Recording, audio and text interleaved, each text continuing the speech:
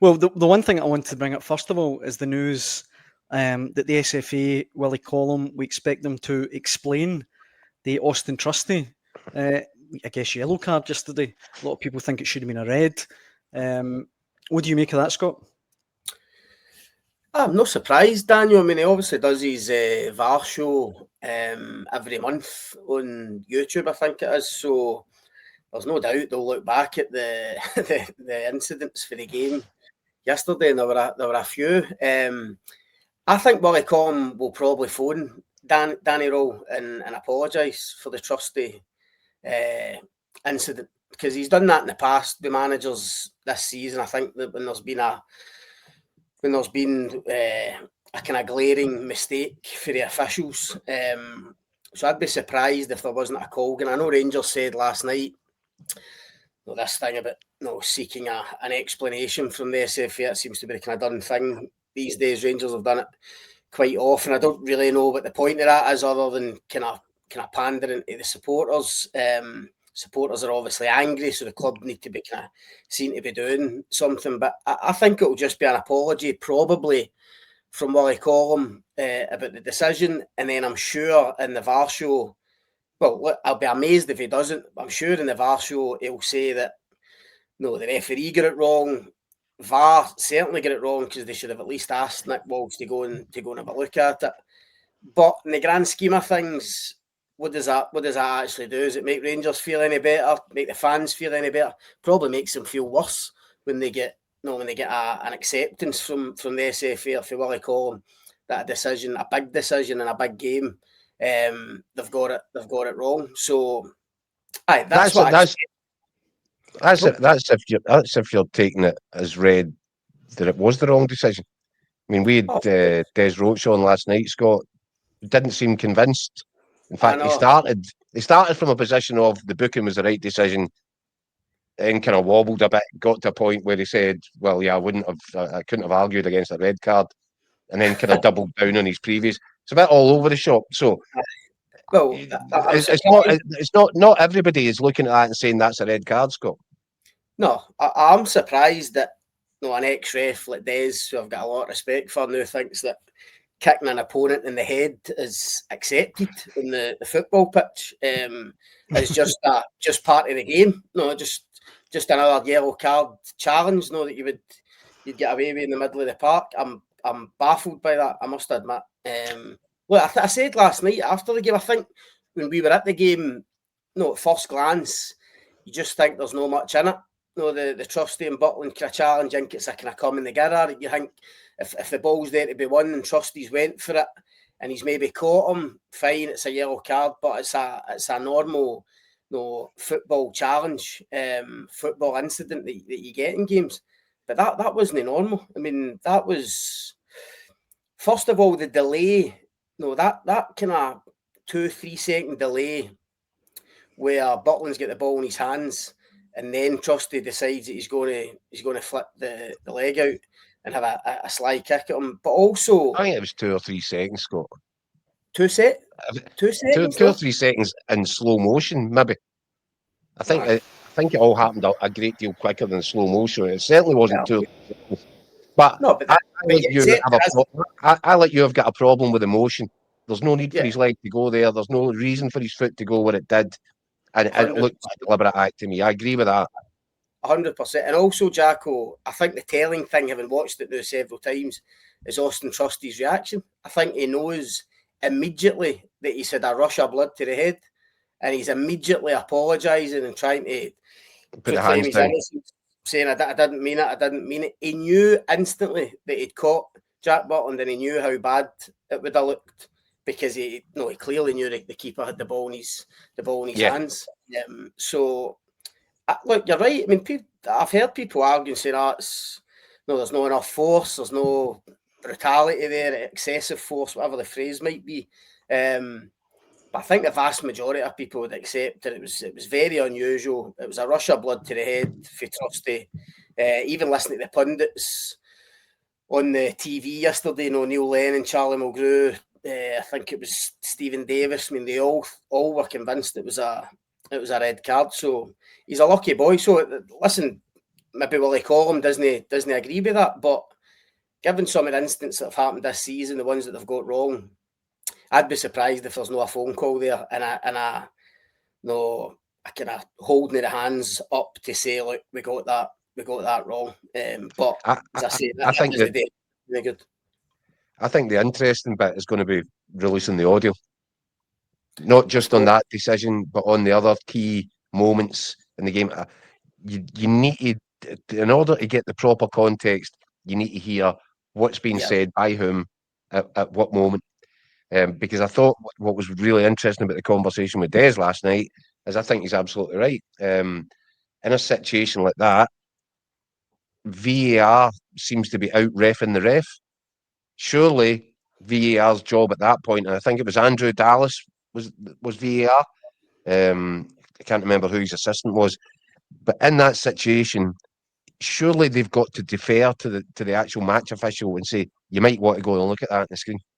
Yeah. And this, and I think that is becoming a major problem now. That they have appointed guys like Andrew Dallas who's sees himself as chief VAR operator, and I wonder if it's getting to the point that he thinks everything that he says goes, because that's not really what the intention of VAR was.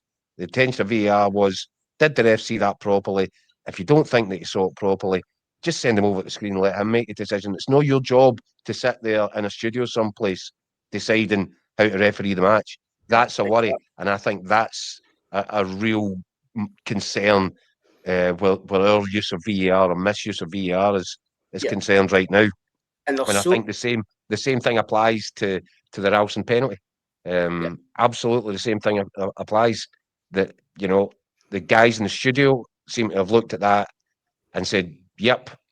And if it is factual, and if it's a shot, it's on target, and it hits an arm of a defender, that's a penalty kick. Well, then there is no grey area, I suppose, and maybe that one's right. But again, we need to hear the audio here before you can actually really decide if you think these guys are botching the job or not. You're right. And it's the inconsistency, Jack. I know that word gets mentioned all the time, but it's true.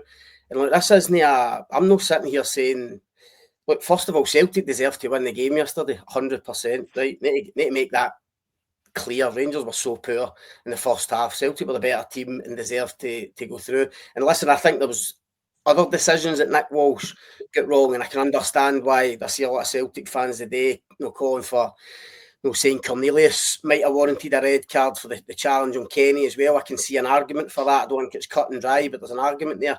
But it's the inconsistency. You're talking about the audio. I mean, I watched a clip this morning, and albeit it was last season, so we don't know what's been said in the summer in terms of changes that Willie Collum's made or whatever. But Nick Walsh sending Diomande off at Tannadice last season for grazing a Dundee United player's face as he get pushed away, and he was actually called to the monitor. I think it was Don Robertson that they called to the monitor to say, look, we don't think there's enough in this, don't think there's excessive force. Yet Nick Walsh his guns. He was adamant that day that there was excessive force, and yet fast forward to yesterday, and he's telling James Tavernier after the incident that the reason why Trusty isn't a red card is because there's no excessive force, when clearly there was a lot more in that than there was in the Diomande one. So it's the inconsistency that drives fans up the wall. And as I say, I don't know whether things have changed in the summer, but it's certainly very different.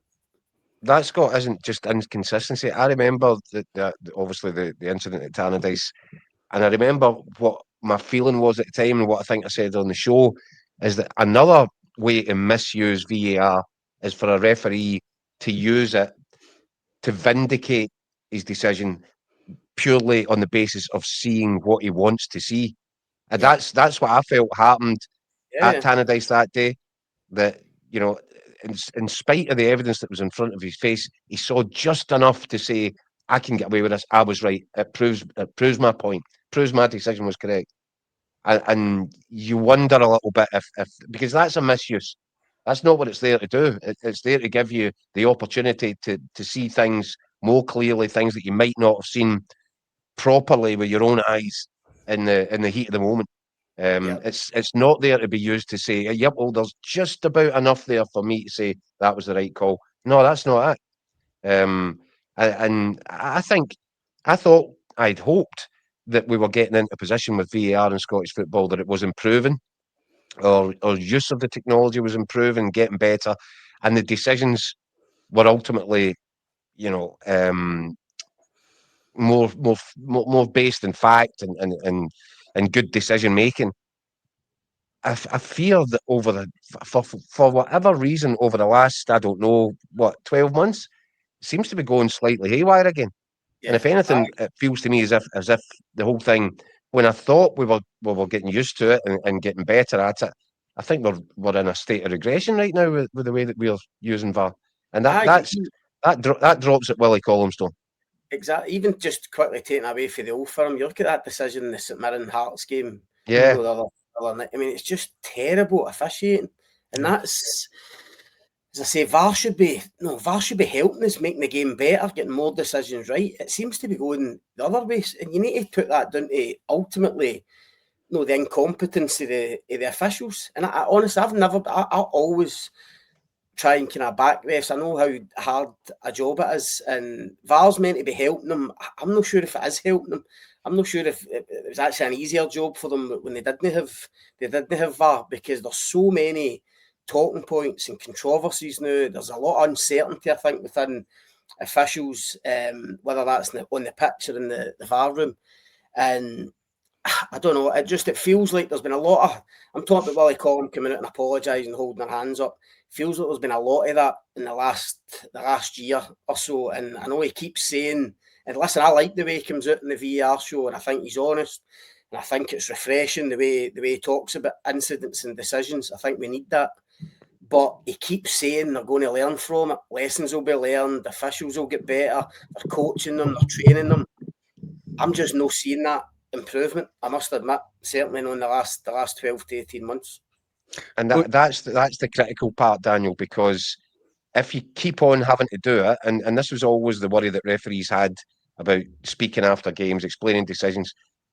Many people thought it was a good idea. Some referees thought it was a good idea, but I think there was the consensus feeling, yeah, well, that's fine in principle. If a ref comes out one week and says, guys, sorry, hands up, I'm mortified by that one. See if the same guy comes out the next week, and a week after that, and a week after that, and he's keep having to do it, then what you're doing there is undermining whatever credibility that these guys have got. Willie Collum is in charge of the referees. He's effectively a referee's coach. He's coaching these guys in use of VAR, decision making, but it's not getting any better. If anything, it's getting worse.